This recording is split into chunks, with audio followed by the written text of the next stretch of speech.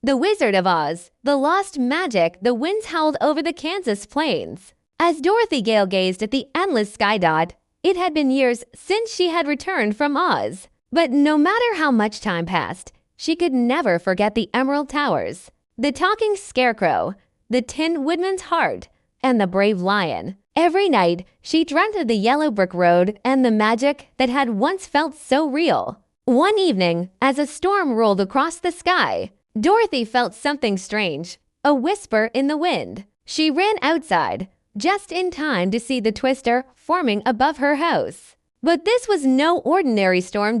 In the center of the swirling clouds, a golden glow flickered. And then, whoosh, Dorothy felt herself being lifted into the air, spinning and tumbling, until everything around her turned into shimmering light.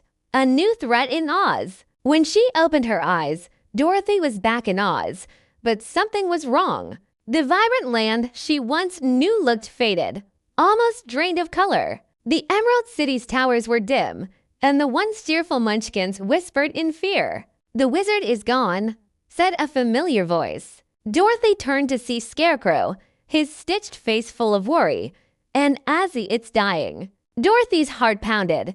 What happened? "The magic of Oz is fading," said Glinda the Good Witch, appearing in a swirl of pink mist. "And if we do not stop it soon, Oz will disappear forever." "But why?" Dorothy asked. A deep growl rumbled in the distance. The Cowardly Lion stepped forward, eyes full of concern, because the wicked witches were not the true danger. There was another one that even the wizards feared.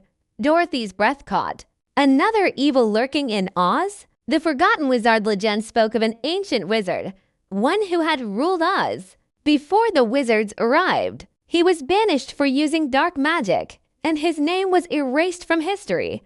But now, he had returned, and he was draining the magic from Oz to rebuild his power. Dorothy knew there was only one way to stop him. She, Scarecrow, Tin Woodman, and the lion set off down the crumbling yellow brick road, deeper into the unknown parts of Oz, where shadows stretched long and whispers filled the air. Through the haunted forest, past the ruins of the Ruby Kingdom, they finally found him, a hooded figure, his eyes glowing like embers. "You do not belong here."